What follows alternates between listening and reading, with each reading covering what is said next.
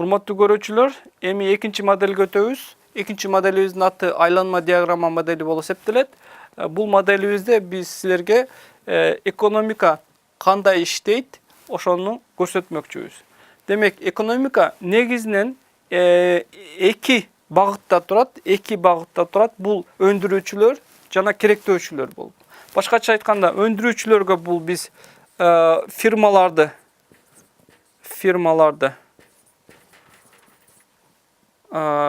киргизебиз. Фирмалар бул товар жана кызматтарды өндүрөт. Ал булар өндүргөн товар жана кызматты кимдер алышат, талап кылышат же керектөөчүлөр. Башкача айтканда, бул жака керектөөчүлөр дейбиз. Демек, өндүрүүчүлөр жана керектөөчүлөр. Фирмалар өндүргөн товарын кайсыл жерде сатат? Бул жерде рынокто сатат.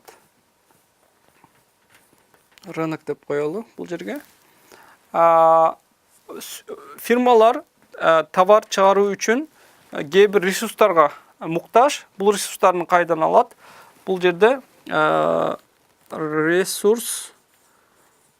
ресурстук рынок дейм. Рынок бул эсептелет. Демек, урматтуу көрүүчүлөр, мисал үчүн биздин фирмабыз балмуздак чыгарат деп эсептейли. Фирмабыз балмуздак чыгарды. Чыгарган балмуздагын рынокко алып келди. Сатуу үчүн. Жөнөкөй керектөөчү. Бул балмуздакты алуу үчүн рынокко барат жана бул балмуздакты сатып алат өзүнө. Бул балмуздакты сатып алганда, бул керектөөчү бул фирмага бул балмуздак үчүн эмне берет? Акча берет. Акчаны доллар немеси менен көрсөтүп коеюн. Демек, керектөөчү акчаны фирмага берди. Фирма бул акчаны өзүнө алды. Демек, керектөөчү үчүн бул жерде чыгаша. Керектөөчү үчүн бул жер чыгаша, а фирма үчүн бул жер киреше болуп эсептелет. Киреше.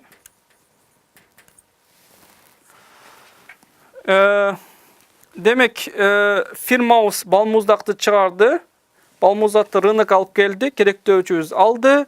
Бул балмуздак үчүн керектөөчүбүз акчаны берди, бул үчүн чыгаша, а бул үчүн киреше. Демек, бул ички сызыктар, ички багыттар, бул жерде биз товар деп айтсак болот. Товардын айлануусу.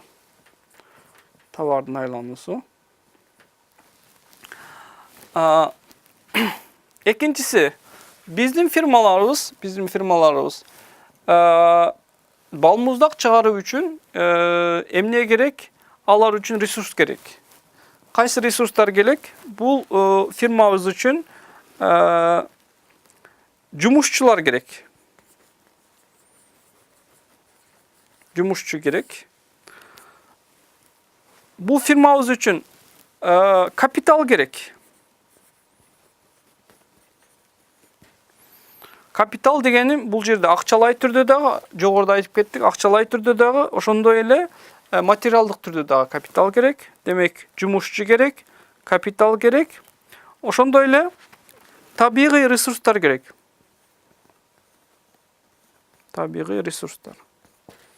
Керек деп коеюн. Демек, капиталга бул жерге мен акча деп дагы жазып коеюн, акча керек. Табигый ресурстар керек. Табигый ресурстарга бул жер болушу мүмкүн, же балмуздак жасоо үчүн керектүү болгон нерселер болушу мүмкүн. Алар эмне? Шекер, ун, жана башка, сүт, жана башка нерселерди айтып кетсек болот. Бул табигый ресурстарга капитал керек, демек жумушчу керек. Фирмалар бул жумушчуларды, капиталды, табигый ресурстарды бул жерден сатып алат. Бул жерден сатып алат. Ошондой эле эң аягында бул жерге ишкердик деп койсок болот. Ишкердик. Себеби ишкердик деген ушул жумушчуларды капиталды, табигый ресурстарды канчалык деңгээлде башкарып, ушуну ишке ашырган адамга ишкер дейбиз же ишкердик сөзсүз түрдө ушул ресурстук рыноктардан алат. Демек, бул жерден алганда бул ресурстук рынокко фирмабыз кирешесинен акча төлөп берет. Кирешесинен акча төлөп берет. Кандай акча төлөйт? Демек, бул акча кайра кетти. Малбуздактан алды акчаны кайра эле жумушчуларга айлык төлөп берди. Айлыкка берди. Демек, бул жак фирмалардын чыгашасы, бул жак фирмалардын кирешеси болуп эсептелет. Демек, жумушчуга айлык берди. Капиталга бул мисал үчүн бир фирма бизнес жасоо үчүн акча керек болду. Ал акчаны барып банктан алды дейли. Банктан алганда банкка бул акчаны кайра кайтарып бергенде сөзсүз түрдө бул акчаны пайыздык үстөк менен кошо төлөп берет. Ошон үчүн капиталга биз пайыздык үстөк төлөйбүз акчага. Табигый ресурстарга бул мисал үчүн табигый ресурска бир имаратты алсак болот. Имарат ошол фирманыкы эмес, имаратка бул фирмабыз аренда төлөйт.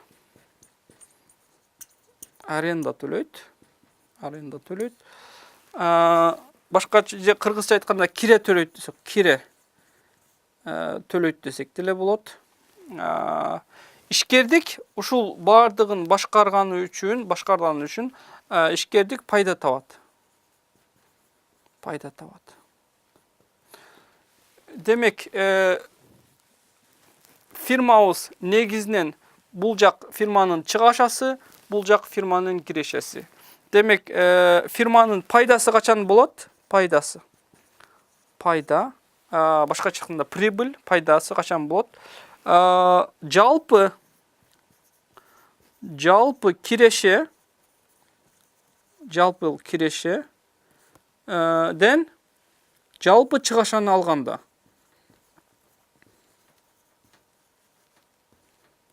Жалпы кирешеден жалпы чыгашаны алганыбызда бизде эмне болот экен? Пайда болот экен. Пайда фирманын пайдасы. Демек, фирмабыз рыноктон саткан товарынын келген акчасын бул жака жиберди. Экоонун айырмасы фирмалар үчүн эмне болот экен? Пайда болот экен. Бул ресурстук рынокко бул жумушту күчүн, капиталды, табигый ресурстарды, ишкердикти ким берет десеңер, бул жерде керектөөчүлөр ошол эле убакта бул жака ресурстук рынокто иштейт. Башкача айтканда, керектөөчүлөр бул фирмаларга иштейт. Фирмаларга жумушчу болот, же болбосо банк деле ошол керектөөчү деп эсептесек, банк бул фирмаларга эмне берет? Акча берет бизнес кылуу үчүн. Табигый ресурстарды керектөөчүлөр фирмага арендага же киреге бериши мүмкүн. Ошондой эле бул керектөөчүлөр ошол эле убакта ишкердик менен алек болуп, бул фирмаларды башкарышы мүмкүн. Демек, бул жака алар ушул ресурстук рынокко керектөөчүлөр фирмага керек болгон жумушчу күчтү, капиталды, табигый ресурстарды жана ишкердикти бергендиги үчүн фирмалар буларга кайра ушул акчаны эмне кылат? Төлөп берет. Бул акча кайрадан керектөөчүгө келди. Демек, керектөөчү кайра келген акчага балмуздак алды. Балмуздакты фирма өзүнө киреше катары алды. Ошол эле убакта кайра ага ал акчаны керектөөчүгө фирмага иштеп бергени үчүн айлык катары берди. Демек, сырткыны айлампаны көрүп атканыңыздарда эле бул жерде акча фирмаларда сатуучу менен алуучунун арасында айланууда. Ички айланууну карасаңыздар, бул товардын жана ресурстардын айланышы болот. Бул жерден дагы мен ресурс деп кетейин. Ресурс. Ошондой эле ресурс. Демек, товар жана ресурстар эмне болууда? Айланууда. Ичкинде, сыртында болсом, чыгаша айланууда. Булну кандай түшүнсөк болот? Misal үчүн бул керектөөчүлөр фирмаларда бул балмуздак чыгарган фирмада иштебөдүбү? Жок. Экономикада өтө көп фирмалар жана өтө көп керектөөчүлөр бар. Сөзсүз турда бир керектөөчү бул жерде иштейт деген сөз эмес. Негизинен адамдар бул экономикада ар дайым товарлар алып сатууда эмне болот? Айлануу болот. Бул керектөөчү менен өндүрүүчү арасында акча дайыма айланып турат экен. Негизинен айтсак, киреше ал бул жерде товар жана ресурстардын айлануусу.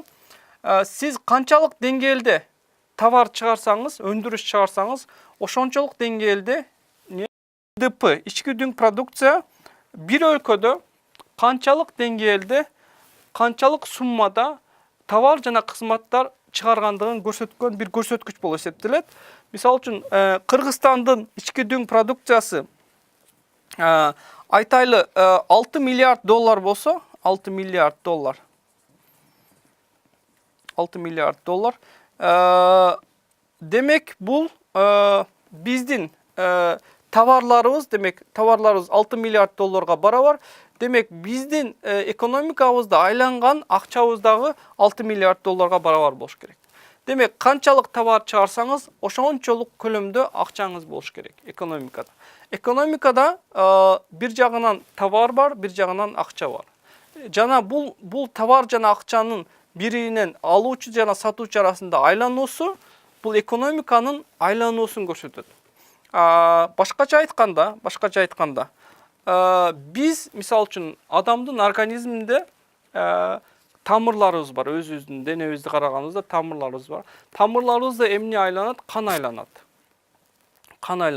Кандын айлануусу буну ушул модельди, адамдын кан айлануусундагы модельди бул экономикада дагы түшүндүрүп кетсек болот. Канчалык деңгээлде бул акчанын айлануусу биздин кан айлануубуз десек болот. Канчалык деңгээлде тез айланса, экономика үчүн зыян болуп калышы мүмкүн.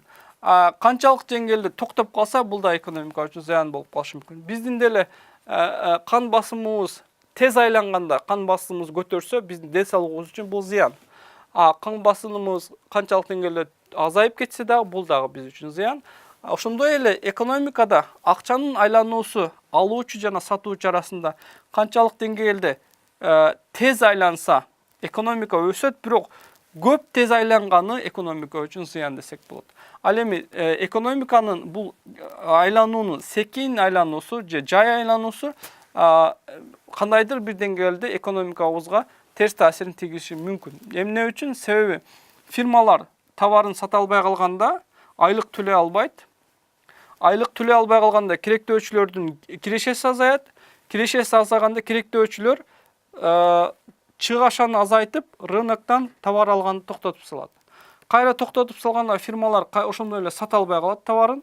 Булар айлык төлөй албай калат. Бул айлануу процесси токтоп калат. Айлануу процесси токтогондо бул абалды экономикада биз кризис деп эсептейбиз. Бул кризистен кантип чыгуу керек дегениңерде, албетте анын өтө көп түрлөрү, жолдору бар. Негизинен айтып кеттик, бул жерде бул модельде мамлекеттин ролу каерде деген суроо пайда болушу мүмкүн. Мамлекеттин ролу так ортодо. Бул жерде мамлекет турат. Мамлекет керектөөчүлөр менен дагы, фирмалар менен дагы байланышы бар. Кандай деңгээлде байланыш бар? Фирмалардан мамлекет салык алат. Салык алып, бул жерден салык алат. Ошондой эле фирмаларга же өндүрүүчүлөргө кээде субсидия. Субсидия деген бул өтө аз деңгээлдеги же болбосо өтө 0% жардам фирмаларга өндүрүү үчүн. Бул мамлекет берет, кээде салык алат.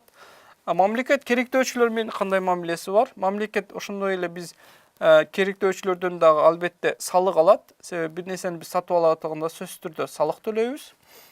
Ошондой эле мамлекет керектөөчүлөргө ар түрдүү төлөмдөрдү болушу мүмкүн. Бул пенсия төлөшү мүмкүн, пособие төлөшү мүмкүн, же башка мамлекеттик кызматкер болсо айлык төлөшү мүмкүн буларга. Ушундай мамилеси бар мамлекеттин. Мамлекет экономикага, жалпы рынокко же ресурстук рынокко же фирмаларга, керектөөчүлөргө канчалык деңгээлде таасирин тийгизет деген суроо болушу мүмкүн. Билесиздер, советтик доордо же болбосо пландык экономикада мамлекеттин ролу өтө чоң болгон. Мамлекет рынокто бааларды мамлекет белгилеген. Мамлекет бир товардын канча сом болорун мамлекет өзү аныктаган. Фирмалар, жеке фирмалар деген нерсе жок болгон, мамлекеттик фирмалар болгон. Ошондой эле керектөөчүлөр үчүн бул фирмалар керектүү нерселерди мамлекет белгилеп, ким чыгарат, канча деңгээлде чыгарат, фирма баасы канча болорун бир гана мамлекет билген. Бирок азыркы учурда рыноктук шартта мамлекеттин ролу экономикада өтө кичине, өтө аз. Негизги күчтөр бул өндүрүүчүлөр, жеке өндүрүүчүлөр жана керектөөчүлөр. Ушул өндүрүүчүлөр же болбосо сунуштоочулар жана талап кылуучулардын күчү менен рынокто баа пайда болот. Бул рыноктогу ар түрдүү рынок болушу мүмкүн. Негизинен ушул эки рыноктун күчүнүн негизинде биздин рыноктук баа пайда болот. Мамлекет болсо бир гана салык жана субсидия аркылуу фирмаларга стимул бериши мүмкүн, же алардан акча алышы мүмкүн. Ошондой эле керектөөчүлөргө салык берип, жана аларга дагы биз айткандай пенсия, пособия сыяктуу төлөмдөрдү төлөшү мүмкүн. Ошондуктан мамлекеттин ролу рыноктук экономикада өтө кичине жана өтө деле маанилүү эмес десек болот. Бирок кризистик учурларда албетте, мисалы үчүн айтып кеттик, бул айлануу токтоп калса, фирмалар товарын сата албай калды, булар айлык төлөй албай калды, айлыктоо кирешеси азайды, кирешеси алганда товарды албай койду.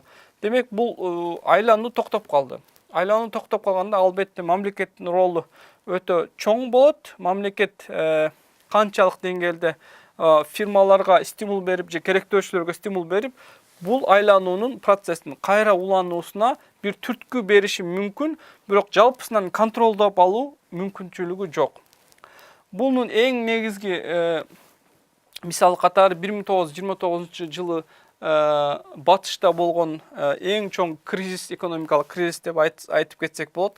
Бул кризистен кийин бул чоң экономисттердин бирөөсү макроэкономиканын башталгыч эң чоң атасы деп кетсек де болот. Кейнес деген экономист чыккан. Кейнес бул кризисти чечүү үчүн мамлекеттин ролу өтө жогору болуш керек. Мамлекет бул айлампанын жүрүп кетүүсүнө бир түрткү бериш керек деген. Ошол негизде кризистик учурларда мамлекеттин ролу бир канча экономика айлануу баштаганга чейин кандайдыр бир деңгээлде стимул бериши мүмкүн, бирок рынок кайра экономика иштеп жүрүп кеткенде мамлекеттин ролу кайра азайышы керек. Дагы бир нерсе, бул моделге кошуп кете турган дагы бир нерсе, бул эл аралык соода. Эл аралык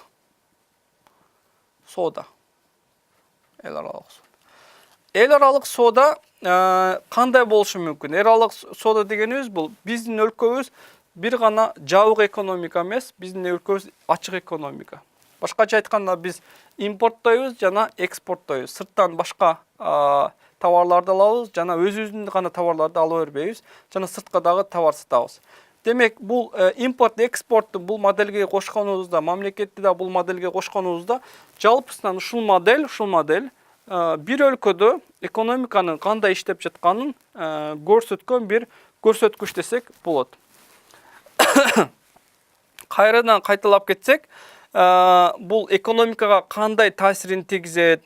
Биздин биринчи бөлүмдө айтып кеткен бул чектүү ресурстарды чексиз кылып кантип пайдаланабыз деген суроо туулушу мүмкүн бул жерде. Албетте ар бир фирмалар кандай иштейт, жана чектелген ресурстарын кантип пайдаланат, жана максималдуу пайда кантип табат деген суроолорду микроэкономикада ар бир фирмалардын кыймыл аракеттерин, алган чечимдерин өзүнчө иштейбиz, өзүнчө талкуулайбыз, анализдейбиз. Ошондой эле керектөөчүлөрдүн теориясы деген өзүнчө бир теория бар. Бул керектөөчүлөр өзүнүн пайдасы үчүн чектелген акчасын, убактысын жана ресурстарын канчалык деңгээлде оптималдуу пайдаланат жана кандай анализдейт жана кандай чечимдерди чыгарат деген өзүнчө бир теорияны өзүнчө бир изилденет. Рынок деген өзүнчө бир теория бар, өзүнчө бир бөлүк өтөбүз. Бул рыноктун түрлөрү, бул рынокто фирмалар канчалык деңгээлде бааны белгилей алат, же канчалык деңгээлде товарды көлөмүн чыгарууну белгилейт деген суроого именно ушул рынокто белгилеп өтөбүз. Ошондой эле ресурстук рыноктарды түшүндүрө кеткенде, бул жерде жумушчуларга айлык кандай төлөнөт, жумушчулар качан иштейт, капиталга канчалык деңгээлде проценттик ставкалар коюлат, ушул суроолорго жооп издеп, ар бирин өзүнчө өтүп, жана ошол бири-бирине болгон байланышын түшүнгөнүбүздө биз экономиканы толук түрдө түшүнгөн болобуз. Ошондой эле айтып кеттик, бул моделге сөзсүз түрдө мамлекеттин чектелген ресурстары бул бюджети деди. Бюджетти кандай түрдө салык аркылуу көбөйтүшүм керекпи, же фирмаларга кайра жардам беришим керекпи? Бул да экономиканын өзүнчө бир темасы. Эл аралык соодада биз кайсыл өлкө менен көбүрөөк соода жасасак, өлкөбүздүн ресурстарын оптималдуу түрдө пайдаланган болобуз. Жана кайсы өлкө менен соода саттыкты көбөйтсөк, биздин экономикабызда өсүү болот. Өсүү болгондо бул адамдардын жашоо турмушуна, ошондой эле экономикалык өнүгүүсүнө таасирин тийгизген бир факторлордун катары эл аралык экономиканы да кошуп кетебиз.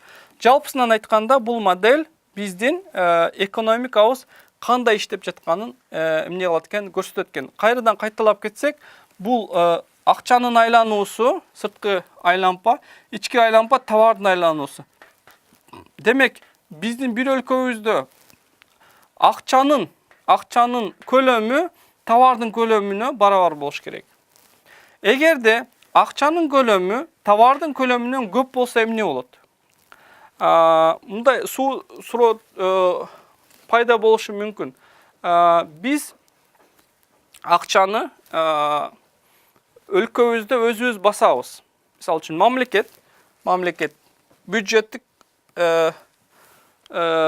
дефицит болуп атат дейли, бюджеттик таңкыстык, жетишпестик болуп атат дейли. Мамлекет бюджетти толтуруу үчүн дейли мамлекеттик кызматкерлердин, милициялардын, врачтардын же болбосо мугалимдердин айлыгын көтөрүүнү пландап атат. Көтөрүү үчүн бюджетте акча жетишпейт. Улуттук банкка мамлекет айтса, сомду басып, көбөйтүп, бюджетке бер, биз аны берейли. Элдерге берейли, бюджетибизден кутулайлы деп. Эгерде бизге акча жетпей атса, мамлекет өзү басып эле ошол акчаны алып, колдоно берсе болбойбу деген суроо туулушу мүмкүн. Албетте болбойт. Эмнеге? Эгерде мамлекет акча баса берсе, ошол товарына карабай эле акча баса берсе, анда эмне болот экен? Силер билесиңер, эң негизги проблема чыгат, бул инфляция деген. Инфляция деген бул эмне? Баалардын көтөрүлгөндүгү. Баалар кайсы деңгээлде көтөрүлөт? Мисалы үчүн мен мамлекеттик кызматкермин дейли. Мамлекет мага акча берди. Албетте мага окшогон миңдеген, миллиондогон мамлекеттик иш жумушчу болушу мүмкүн. Мамлекет менин айлыгымды көтөргөндө же мен айлыгымды бергенде, мен эмне кылам? Бул акчаны барып рынокко колдоном, өзүмө керектүү нерселерди алам. Мага окшогон миңдеген, миллиондогон адам келип рынокко бул акчаны колдонгондо, киргизилгенде, демек талап көбөйөт. Талап кызматка жана товарларга талап көбөйөт. Албетте талап көбөйгөндө кыска мөөнөттө өндүрүүчүлөр бул талапка жооп бере албагандыгы үчүн баалар көтөрүлөт. Баалар көтөрүлгөндө бул инфляция деген проблема чыгышы мүмкүн. Ошондуктан ички дүң продукция деп кеттик. Канчалык деңгээлде биздин товарыбыз, продукция, ички дүң продуктубуз бар, ошончолук деңгээлде бизде акча айлануу болуш керек. Акча айлануу бул деңгээлде болбосо, биз айтып кеттик, бул инфляцияга алып келиши мүмкүн. Албетте инфляцияны башка факторлор дагы таасирин тийгизет. башка факторлар да болушу мүмкүн. Мисалы үчүн bir termin var ekonomikada. Bu aytıp кеткенде долларизация. Долларлашу, кыргызча айтканда, долларлашу деген. Бул долларизация деген бул өлкөдө доллардын канчалык деңгээлде колдонулуп жаткандыгы десек болот. Канчалык деңгээлде долларга индексация болгон деген десек болот. Мисалы үчүн кардарлар же алуучулар же сатуучулар товарды алып берүүдө, акча алмашууда доллар колдонобу же сом колдонобу. Эгерде доллар колдонуунун саны көбөйүп кетсе, бул экономика үчүн жакшы эмес көрүнүш. Себеби долларизация көбөйгөн сайын улуттук акчанын баркы түшөт, азаят. Бул ошол эле убакта экономикага кандайдыр бир деңгээлде терс таасир тийгизиши мүмкүн. Себеби siz özünüzün tavarыңызды чыгарбай, доллар болгондо siz көбүнчө сырткы өлкөгө байланып каласыз, сырттан товарларды сатып алып калгандыктан, доллардын наркы көтөрүлгөндө автоматтык түрдө сиздин товарларыңыздын дагы баасы көтөрүлөт. Бул ошол эле убакта сизге инфляцияны алып келет. Инфляциянын көтөрүлүшү, баалын көтөрүшү дегени бул керектөөчүлөрдүн, адамдардын чөнтөгүнөн көбүрөөк акча чыгаруу деген түшүндүрөт. Же болбосо керектөөчүлөрдүн бул фирмаларда көбүрөөк иштөөсүнө талап кылат, бюджеттин азаюусуна талап кылат. Эгерде бюджети азайып, фирмалардан айлыгы көтөрүлбөсө, бул керектөөчүлөрдүн жашоо деңгээли да азаят. Бул жашоо деңгээли азайганда өлкөдө кедейчилик да көбөйүшү мүмкүн. Ушундай жыйынтыктар чыгышы мүмкүн. Ошондуктан бул жерде негизги айтып кете турган нерсебиз долларизацияны мүмкүн болушунча аз кылыш керек. Мисалы үчүн азыр өлкөбүздө, Кыргызстанда долларизацияны азайтуу максатында банктарга барсаңыз, сизге азыр доллар менен кредит бербейт. Бир гана чет өлкөгө чыгып, чет өлкө менен байланышыңыз болсо, доллар менен алышыңыз мүмкүн. Өлкө ичиндеги бизнеске же өзүңүзгө керектөө үчүн суммадагы кредит алам десеңиз, сөзсүз түрдө сом менен аласыз. Доллар менен алууга уруксат жок, берилбейт. Себеби сомдун баркын кармаш керек, өзүбүздүн ички дүң продукциябызды көбөйтүп, өзүбүздүн Кыргызстанда жасалган деген марканы өстүрүп, өзүбүздүн жергиликтүү товарларды көбөйтүшүбүз керек. Жалпысынан айтканда моделибиз ушул модельге карап биз бир өлкөнүн экономикасы кандай деңгээлде иштерин көрө алабыз, канчалык деңгээлде өнүгүп жатканын көрө алабыз. Бул экономиканын мындай жатканда фундаменти десек болот, фундаменти, базасы десек болот. Бул бир өлкөнүн экономикасы бул фирмалардан базасы, фирмалардан, өндүрүүчүлөрдөн түзүлөт, рыноктон түзүлөт, ресурстук рыноктон түзүлөт жана керектөөчүлөрдөн. 4 фундаменти бар, 4 базасы бар. Бунун үстүнө биздин ошол бири-бири менен болгон байланыш, мамлекеттин ролу, эл аралык соода жана башка моделдери кошулганда, биз жалпысынан экономиканы бир сырттан көрө алабыз. Бир кантип иштеп атканын, эмне болуп атканын көрө алабыз. Кыскача бул моделибиз ушундай. Ушул моделдин негизинде биз келерки сабактарда бул фирмалар кандай иштейт, рынок кандай болот, керектөөчүлөр кандай чечим кылат, ресурстук рынок кандай кылат, мамлекет эмне кылат, эл аралык соода кандай болот. Негизги дагы эле айтып кетейин, негизги маселе ар биринин негизги маселеси бул эмне дедик? Фирмалар, мамлекет же керектөөчүлөрдүн негизги маселеси бул жетишкенсиздик. Башкача айтканда, чектелген ресурстар. Чектелген ресурстарды мен кандай деңгээлде оптималдуу түрдө пайдаланып, өз максатыма жетем деген, ушул өз максатына жетүү үчүн жалпысынан экономика силерге жардам берет.